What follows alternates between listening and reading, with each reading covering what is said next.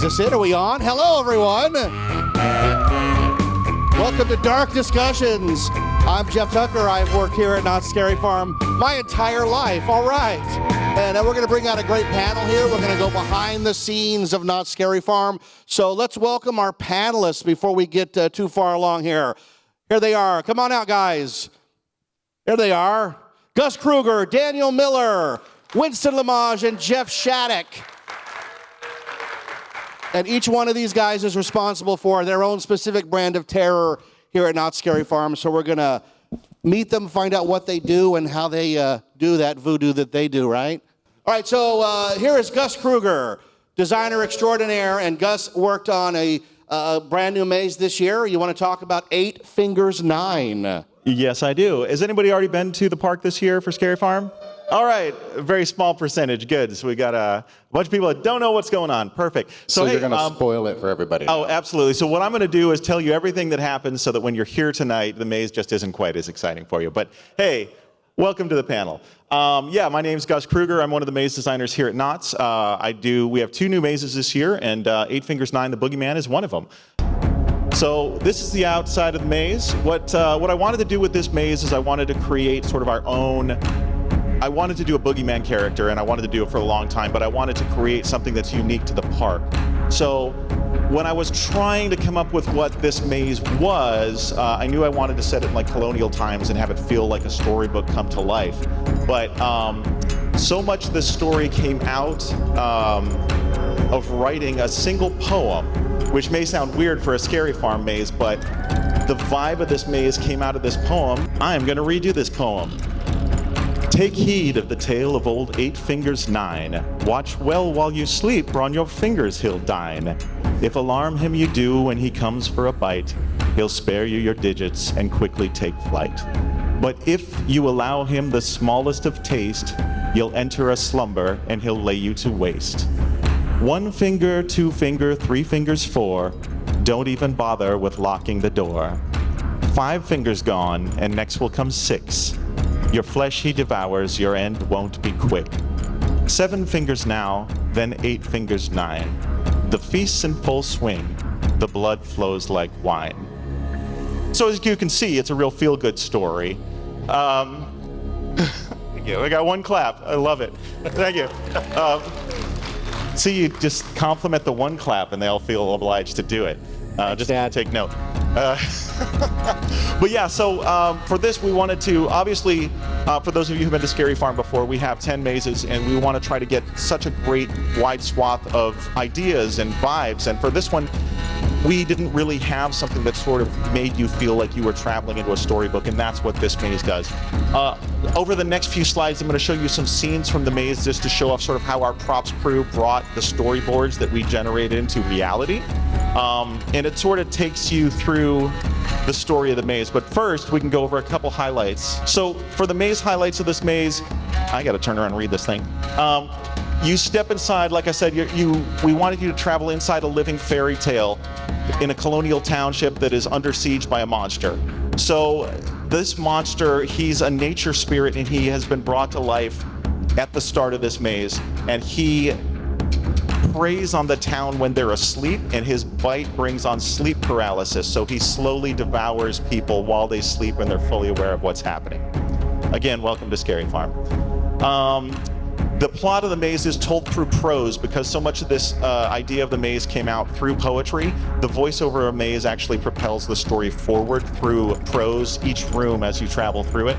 And then at the beginning of the maze, you actually see the creation of this monster where there's this kindly nature spirit that brings forth this energy to bring this poor child back to life that was abandoned in the woods, but he's so angry from the amount of time that he spent in the woods that he turns into the vengeful 8 Fingers 9 monster. Now here at Knott's, we do all of this stuff in-house, right? So I generated this, we came up with this storyboard that shows the transformation tree. And like I said, this is the beginning of the maze. This fairy spirit has brought this child to life that has been abandoned. And you can see down in the lower corner, our props team did all of this work to bring that scene to life. I can't stress enough, this maze is just such a great testament to the workforce, the crews that we have here at Knott's, because pretty much everything you see when you go through it, it's all created by our in-house artisans, and the few elements that are purchased elements have been heavily modified. So when you go through a Knott's maze, you really do see the work of a huge team, huge but not that huge, but it's all an in-house team that is creating all of this by themselves for us. This is, as you go through the town, you see lots of things that have happened, the aftermath of this monster preying on the town. This shop actually is named in honor of my fellow designer here, Daniel Miller. And you could see basically what I came up with as far as the storyboard, how close they hewed it to reality. So that's, again, it's a testament to our teams here. Again, this is showing off how the monster preys on people. The shopkeep fell asleep and it didn't work out well for him. Now the next slide, this is the route. Now, as I mentioned before, this monster is a nature spirit and he travels through nature to find his enemies. So as far as the storytelling aspect, I didn't want it to just be one trip through a town. I wanted to go a little bit supernatural because of this monster is that. So we travel through the route, which is a way that he sort of goes through the arteries of nature. So as this monster can just emerge out of walls. He can see you through trees, woods, walls. And then this is how he travels. This is what his area looks like. So I sort of challenged the teams, hey, what is that? How do you make that reality? And again, you see in the lower corner, they really nailed that look. And then we, twist and turn through this maze, but we're gonna take a look now at, this is the big finale of the maze where you come face to face with the monster in the woods, and as guests, you actually enter into his mouth and get eaten. So, yeah, like, hey, I dig that. Yeah, it's all feel-good stuff. But really, like, for me, any Scary Farm maze that ends with you feeling good about your chances of survival, we didn't really do our job as entertainers. We don't come here for happy endings. But yeah, so that is a little bit I wanted to share with you guys. Being in the industry, I want to share you how great our teams are here to go storyboard to reality.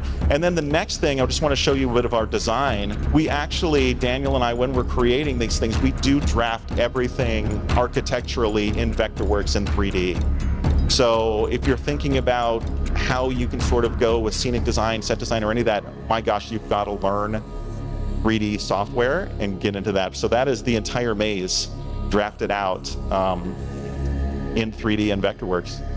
And that is what I wanted to share with you guys about 8 Fingers 9.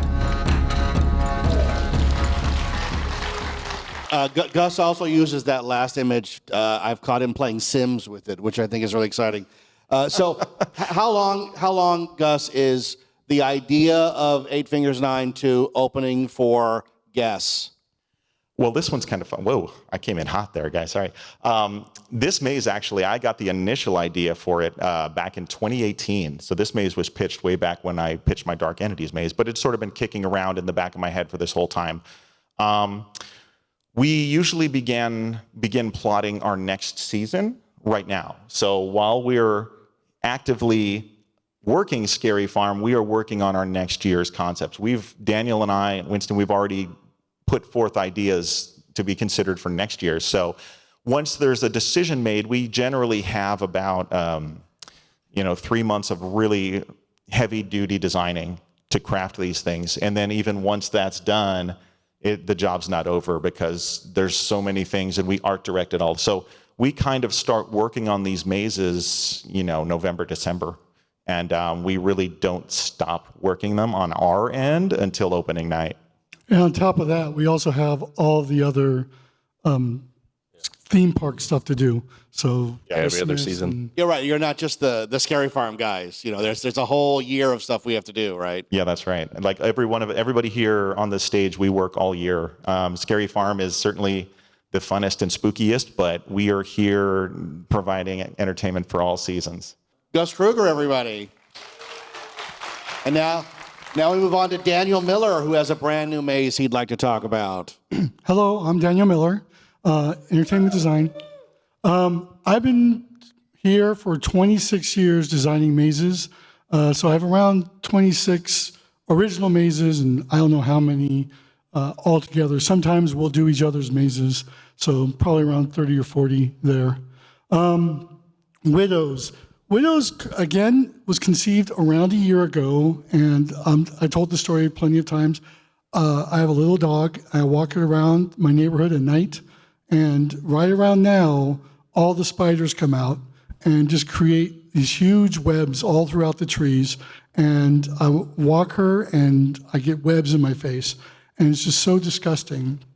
And I just want to kind of recreate that feeling for all of our guests. So, also, I was talking to one of my friends here, Glow. She's the bride on Ghost Town Streets. She said one of her biggest fears was hospitals, and one of her favorite mazes of mine in the past was Asylum. And she also was particularly creeped out by convalescent homes. So the name came first. It was like, oh my gosh, this is great. Let's smash together a convalescent home and a spider maze to make it Widows. And we had the name very first moments that we discussed this. So we went about, and I quickly put it in a pitch, and I pitched it basically, I think, within a week. And voila.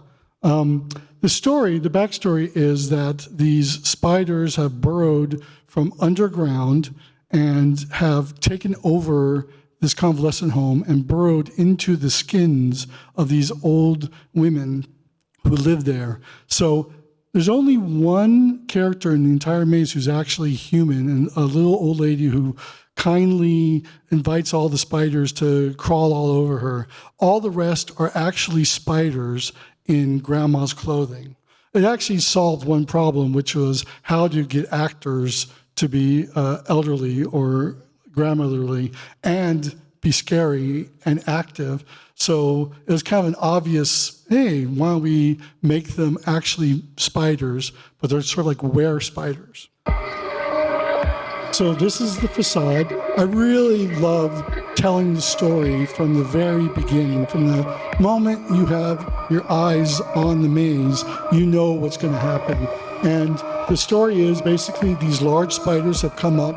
The motif is, if you can see, there's a little green patch underneath the convalescent home. That represents the spider world. And there's large spiders on top that are actually breaking apart the facade. That represents the convalescence. So there's several times within the maze that you go through, and you see below you the spider world, and above you the convalescent home. So this is actually the pitch that I drew up. I know this is controversial, but I don't mind using AI. I think it's a means to an end. So especially if we get it very close to the actual original. So I really like this kind of hybrid women spider and just conceiving of it. So this is where we get into the storyboarding of each of the room, and I kind of bifurcated this maze into two parts, which was the convalescent home, and once you get further into it, you go into the underground area where the spiders are, which is, I'll get to that, but the first part is I want to step into the action. I want to step into the fact that we are under attack by these spiders. So you're going through, and every prop, every light tells the story that is happening, supports the story of this attack that's happening in the convalescent home. I just picked the 3 or 4 scenes here, which is the lobby, the foyer with the TV room, a rec room, and this last scene is kind of like a weird seance scene. What I decided to do was do an Easter egg from a previous maze called Voodoo. And the story, and I made it the central story of the maze, which is that the vamp of the Voodoo Queen was aged out and put into this convalescent home that she hated.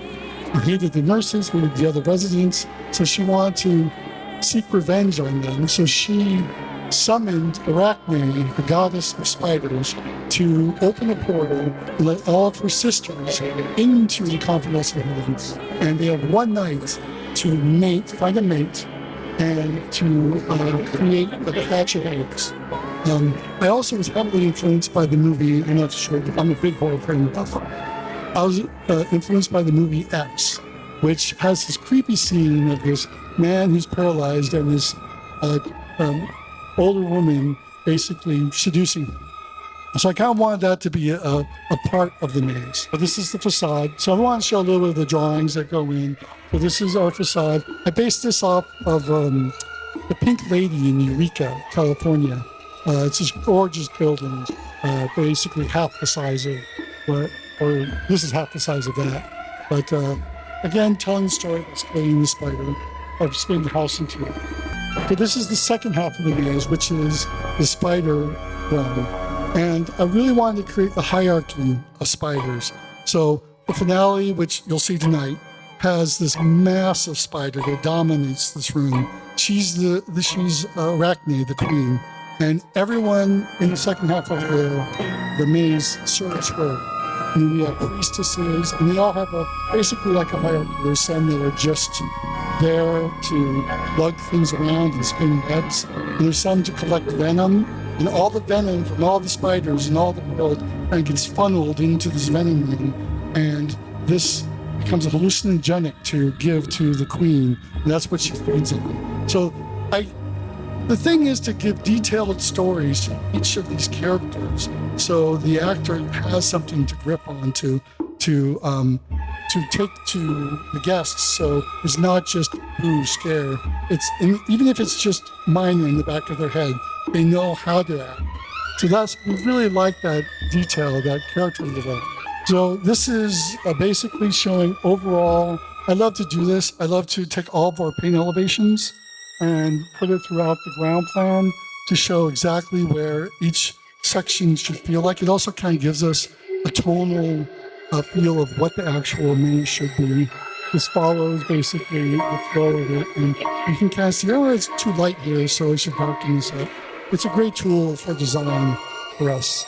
So that's basically it. There's obviously a lot more. We end up with for 11 by 17 sheets, we end up with around 90 plates of drawings. And that's with also paint elevations too, to give to our team. And I can't reiterate enough what Gus said. The team is hugely important. We want to inspire them with our storyboards. We want to inspire them with our drawings to make and they want to be inspired. They want to make the greatest stuff ever. So I think they do. Daniel Miller. And what's great about the two mazes we just heard about is that we sometimes, but very rarely, do movie IP-based mazes. We did Beowulf and The Grudge, and we've done those before. But the majority of the mazes we do here are completely homegrown. The ideas are from the designers. They're all organic. So we get to tell these amazing, you heard the stories they tell. Most guests are never going to note any of that as they go through. They're like, oh, it's a big spider.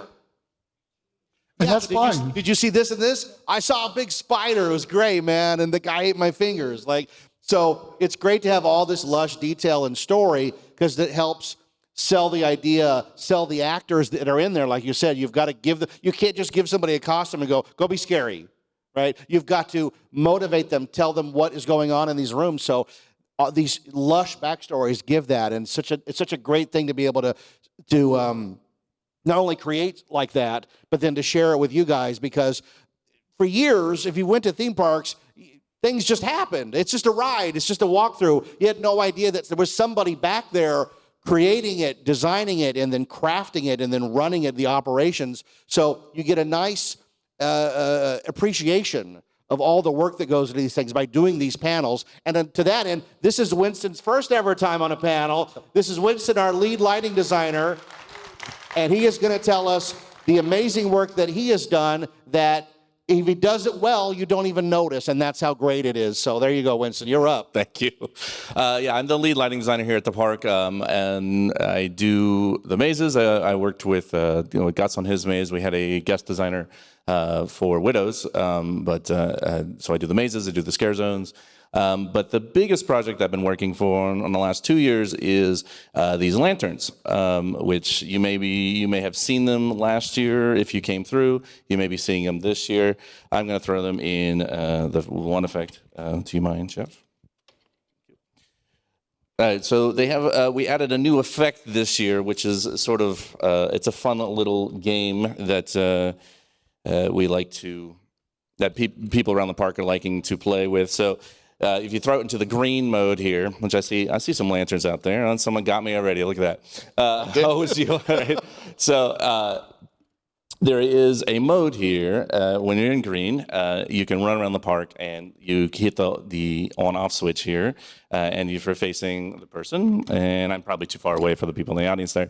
The lantern turns green. They call it tag mode. If the thing on the right or on the left, sorry. You're right, my left, is the tag that is included with your device. It talks about that. And people are having a lot of fun just trying to get out of the park in green mode.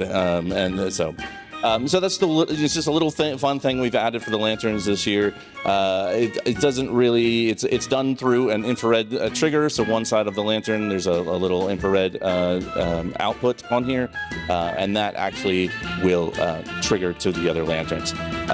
However, our primary use is if you put it into this mode here. So this is your flickering yellow mode. You'll see that in primary throughout the park. That will let you interact with the park. And so Jeff's going to talk about more about some of the interactions we use with some of the IR stuff. For me, I interact a lot with, I have radio transmitters throughout the park.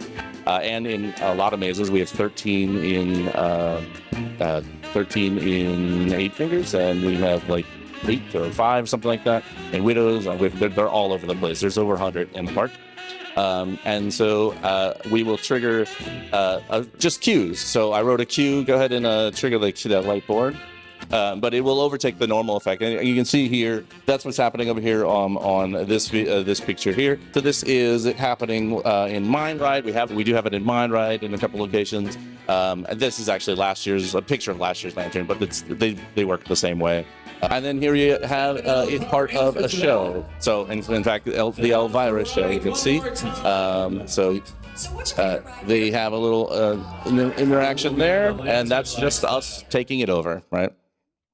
Oh, here we go. So it did actually trigger. So this is an effect I just wrote by hand earlier, which is nice. We just throw it right into the light board, and I could do whatever. It's a red, green, blue intensity. It's got a range inhibitor, and there's a whole bunch of other sort of internal things, but those are sort of the basics that we use throughout the park.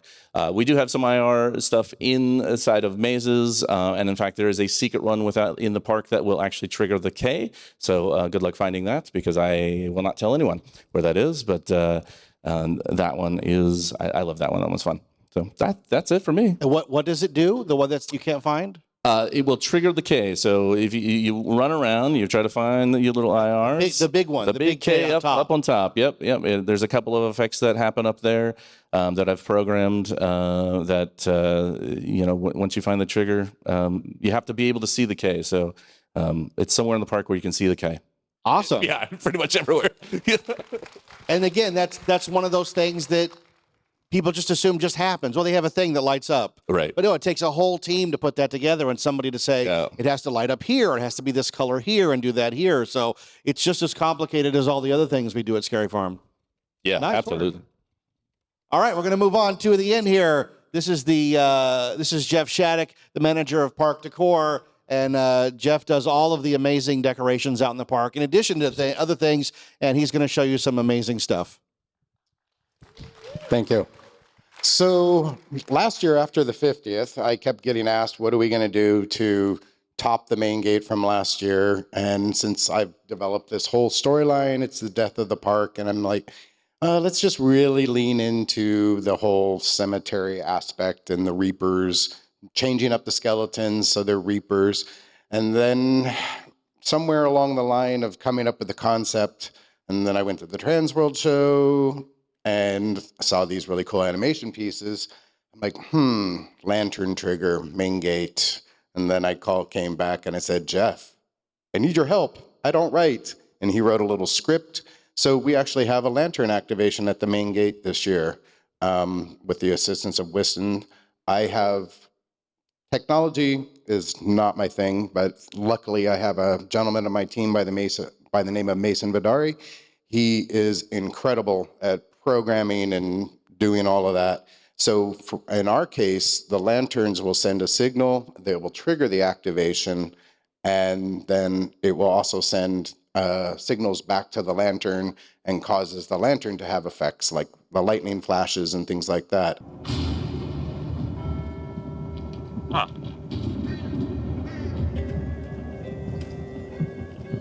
You can't see him in the video, but there is a skeleton violin player sitting up over my shoulder. Beyond these gates lie the realms of darkness. Many who journey never return.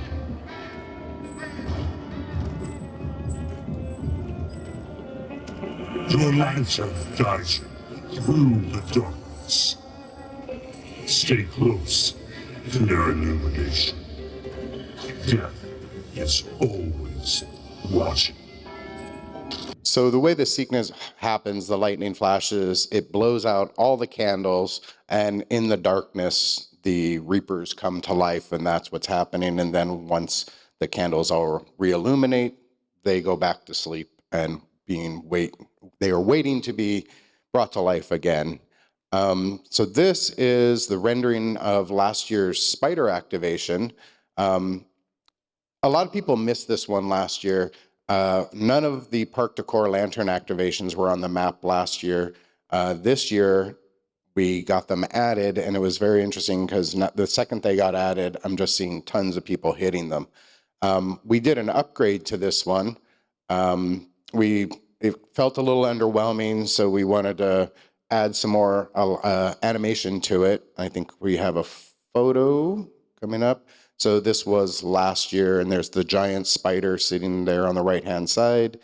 And then the upgrade is in the video.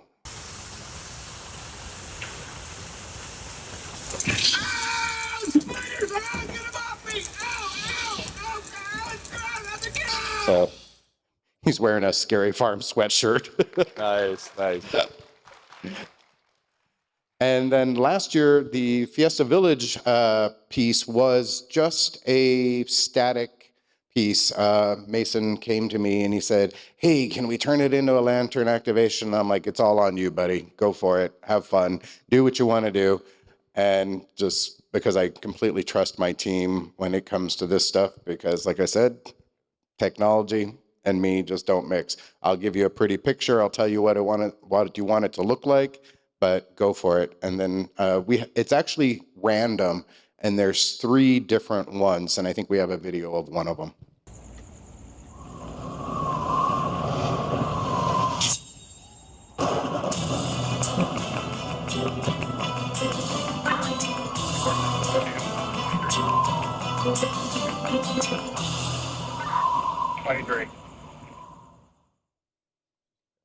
Short, sweet, quick, to the point. There is one that's a little bit longer. There's one I think that's a little bit shorter. Interesting thing about this amazing team that I have, we've really leaned into a lot more effects in the last couple of years, things like that.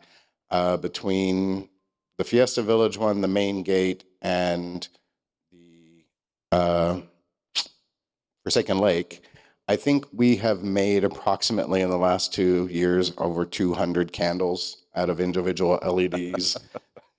So it's fun, and we're enjoying it, and we're going to see what we can figure out to do for next year. I think I want to add a couple activations, possibly in Carnival. Yeah. Jeff Shattuck, everybody. It is interesting to think, like, in 1973, the Knott family sat around the table and said, there's no business between Labor Day and the Christmas holiday. Can we come up with something? And they invented the Halloween event unlike anything anybody had ever seen before. The first event was 3 nights, I think, 2 nights, 3 nights. Yeah, it was like $4 to get in. And how it has grown, right? Not only has it grown into this amazing all-encompassing event that we work on year-round, like we're already working on next year.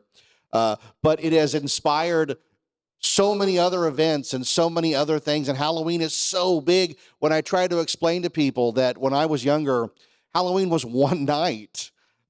You tried to stretch it by going to pick out your costume and then begging your mother to try it on, and then Halloween, and then 5 o'clock you went out, you went trick-or-treating, and by 8 o'clock you were back in. So Halloween was 3 hours, and it was the greatest 3 hours ever. But we've managed to stretch it now into our entire lives. We spend all year thinking about Halloween and how to make it better, how to make it bigger, because what all these guys do up here is they create these things, and it's easy to say, well, now they're created, go enjoy them. But every year they make them better and they plus them, and even brand new mazes, when the new mazes are brought back the next year, they add to them so that people who went through them last year are like, oh my God, I didn't see that last year. So we do try to always stay ahead of the industry and set the trends, and they do great work. They're amazing artists up here, and they have a whole team that works with them that are amazing too. So thank you all for being on the panel. Jeff Shattuck, Winston Maj, Daniel Miller, and Gus Kruger. I'm Jeff Tucker. We do have time for a few questions if you guys have questions.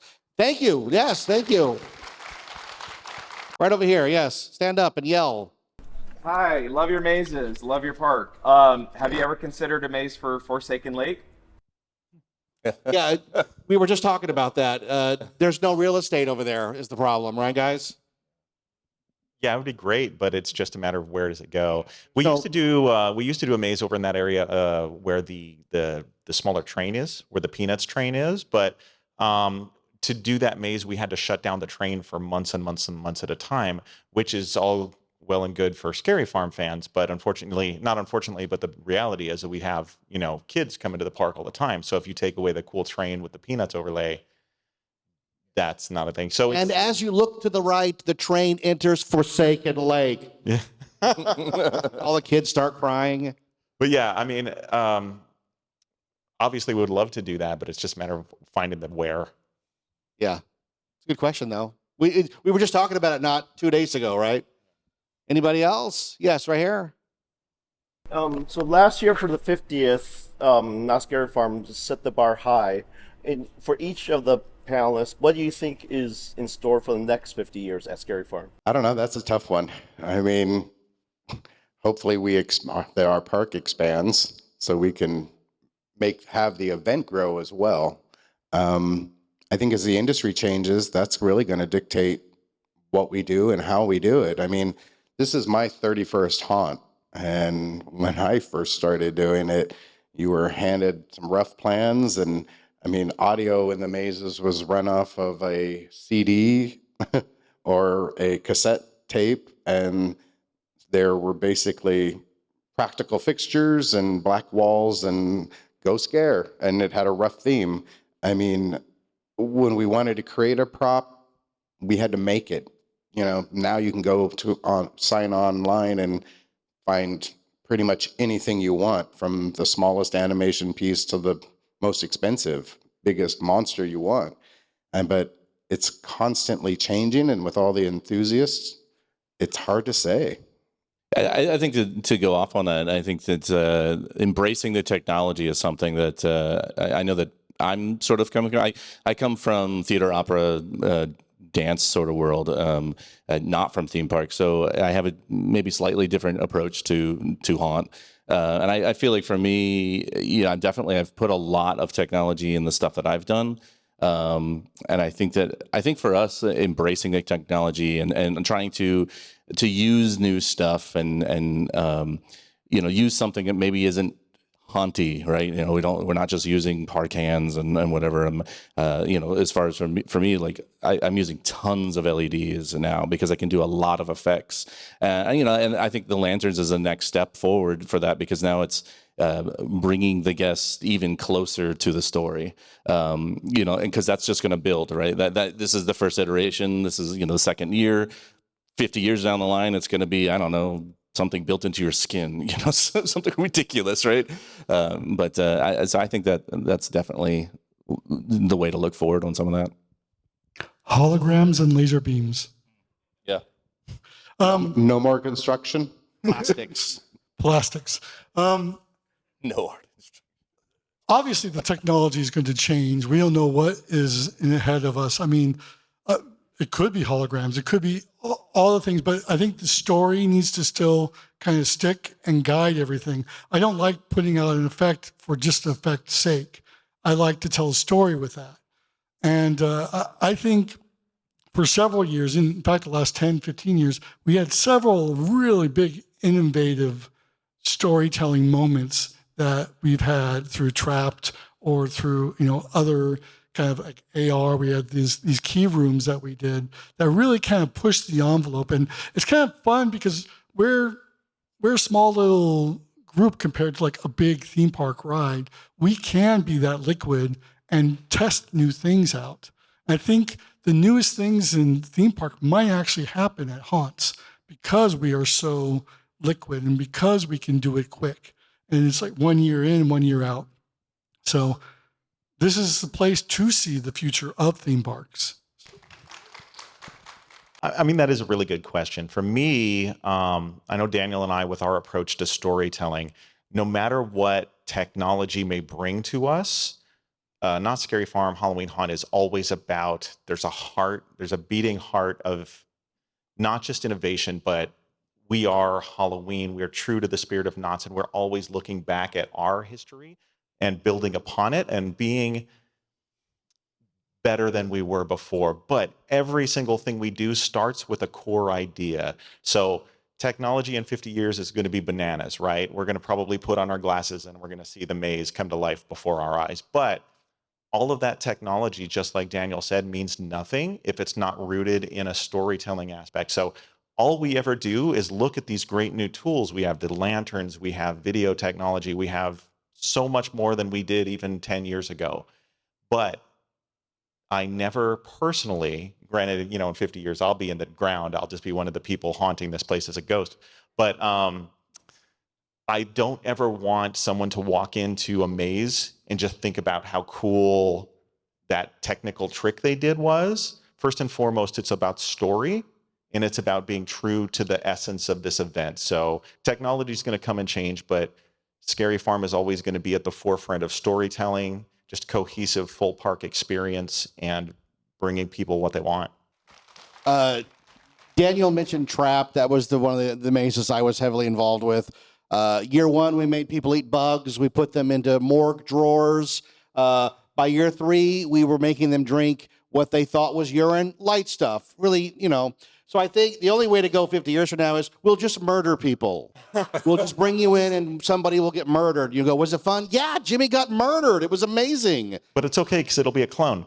Yeah, we'll clone you out. It'll be great. I mean, I think one of the cool things about here at Knott's is the fact that we're not held to all these IPs either. So we are really able to, these guys with the mazes, they start thinking of some really twisted things and take these deep dives, and sometimes they have to be reined in, I do know. But that gives us the ability to just think beyond and what can we do, and we're not just tied into this mass murderer guy. Right. Well, if you use a movie IP, then the studio comes in and says you can do this, this, this, and this, but you can't ever do this. We don't have the can't ever do this part. Right. We never get to that. It's always, what can you do? What can it be? How scary can it be? How far can you push the envelope? So that's in 50 years, the envelope will be ripped open, right? And we've always done that. Yeah. And then sometimes we get spanked and things get changed real quick. Yep. Any other questions? So can you just talk about the size of the teams in general? How big is the lighting team? How big is the design team? How big is the set construction team? The lighting team is 24 people right now, I think, park-wide. We do have some showrunner teams as well, which I'm not really including. But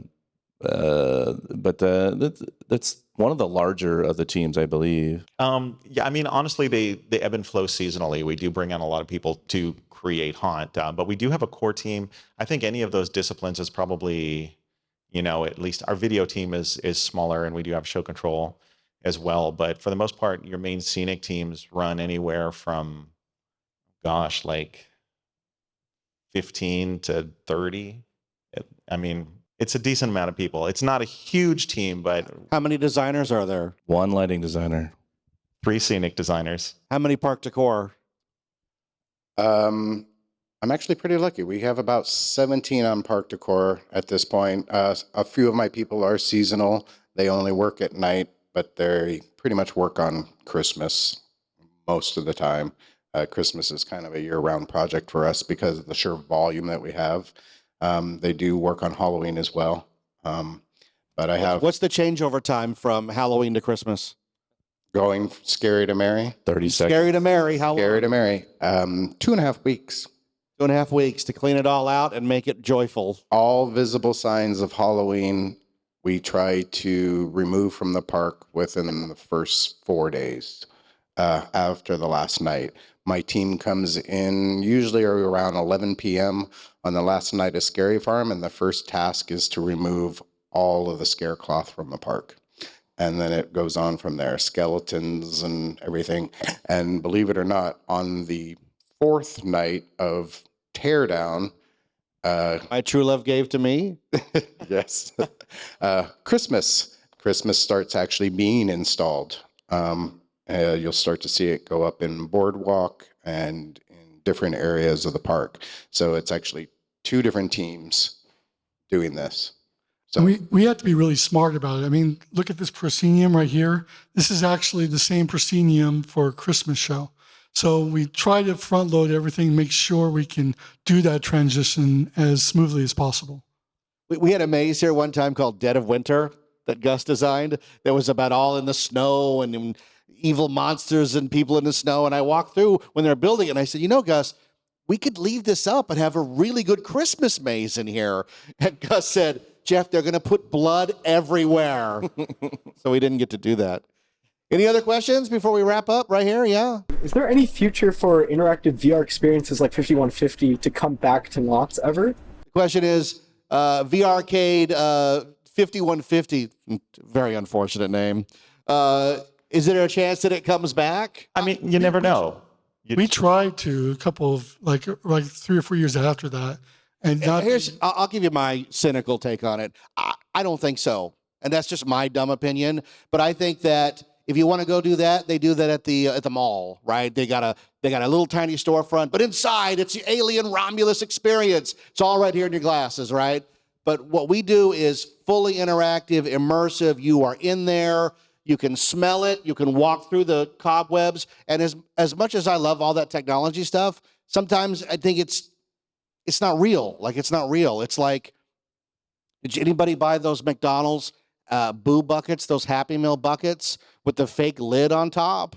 Like, if you held it a certain way, you could kind of make out a lid, but it wasn't a lid. And I think that's so indicative of modern life. It's like, well, it's good enough. It's an image. It's good enough. It's good on Instagram. But we're not doing Instagram. We're doing fully immersive. You are there. You are part of it. We are going to murder you, right? Okay, so... Yeah, watch next year. The VR is back. That'll be my... So yeah, the answer is maybe. What'd you say? I said the answer is maybe. Maybe. You know. What is never mind. Any other questions? Yeah, here you go. My question's kind of a 2-part question. First, who do I have to thank for the giant popcorn bucket in Cinema Slasher? It's my favorite thing ever. One of the little knights. Best thing ever. probably I'm not sure exactly, but it's either John Cook or myself or Ted Doherty. Those were the 3 designers on that. But I do remember, like, at first I thought it was a little goofy, and then I was like, you know what, this is going to be fun. What I will say is I remember when he was saying it was a little goofy, I was in the room, I'm like, you're out of your mind. That's the coolest thing you've ever thought of. Like, we don't need any other monsters. We need a popcorn bucket with a knife. So the second part of that, and it's kind of related to that, is like, what role does Goofy play in Haunt? Because clearly, like, the world of comedy can coexist with horror. You know, there's the hanging. So, like, how does that interact with what you guys do? I think for me, I think if you look at a lot of the designs I've done, there's like dark humor to it. So I'm always kind of laughing as I slice people's faces off.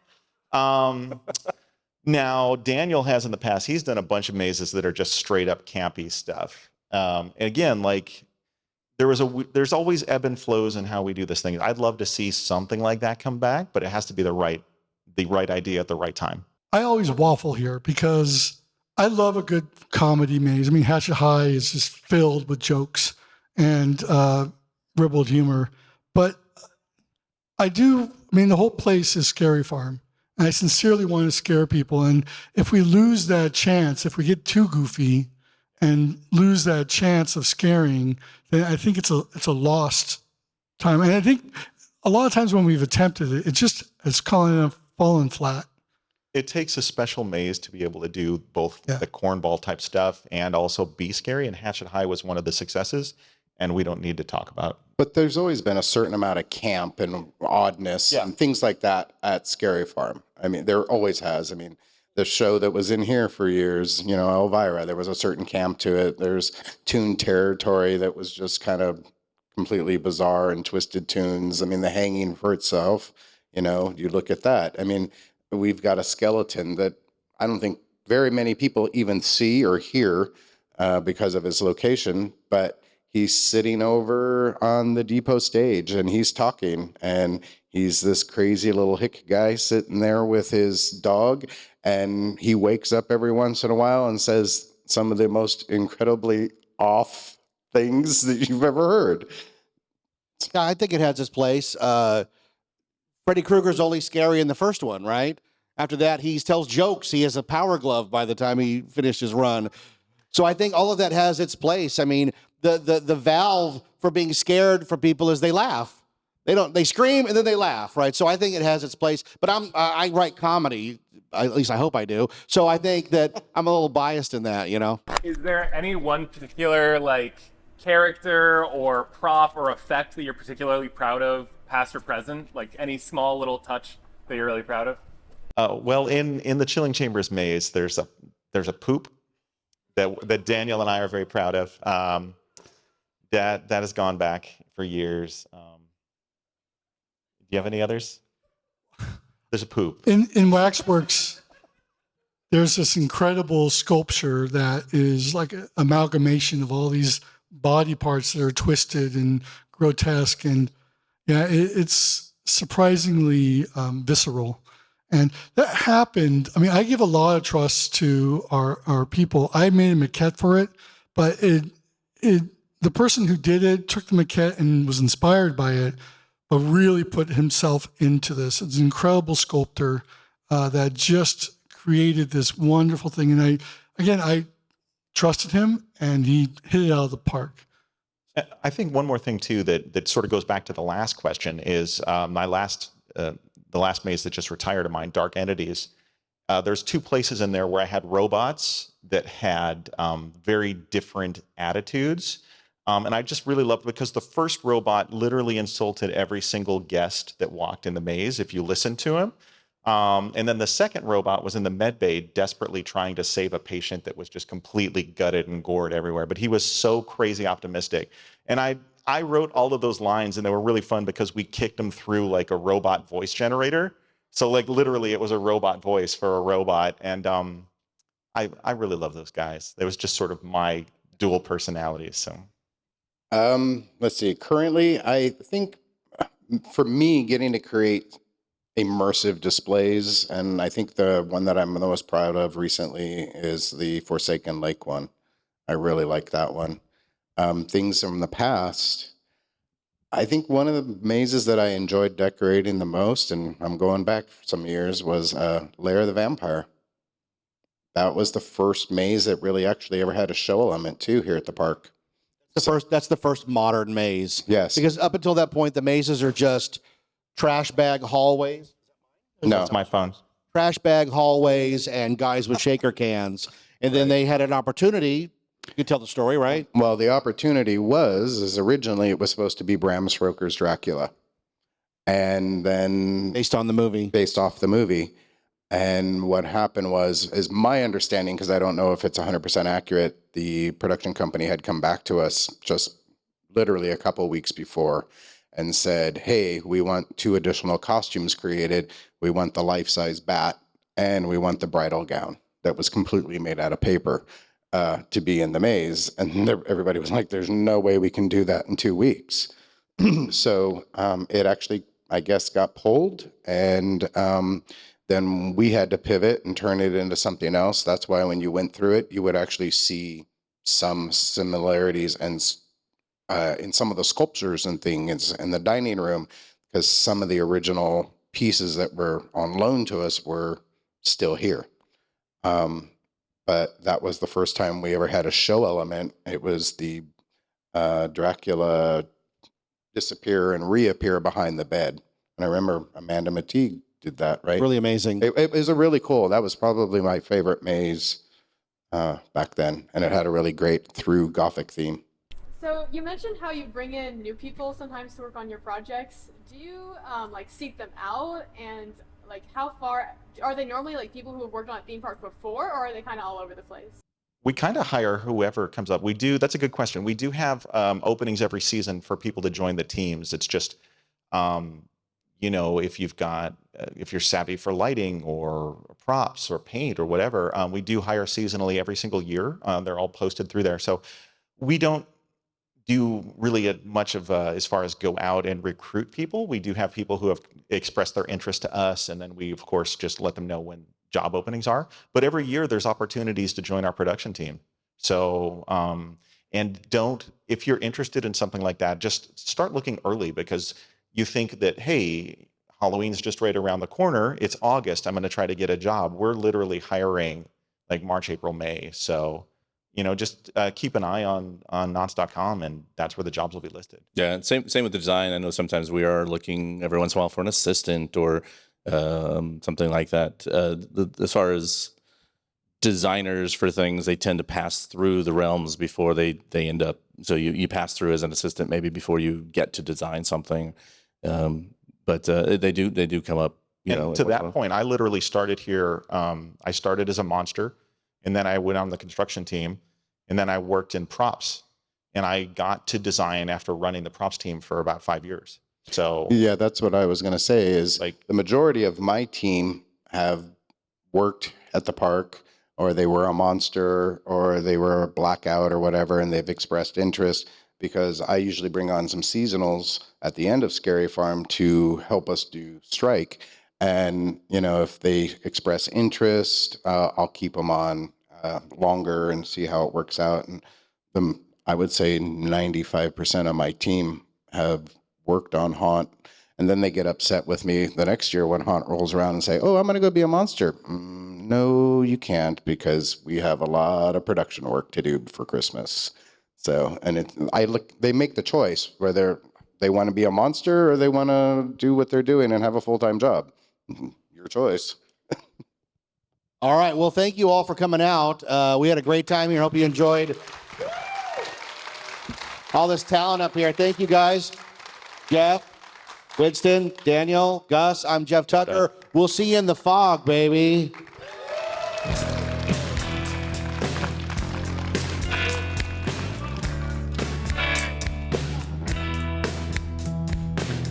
I went to the picture.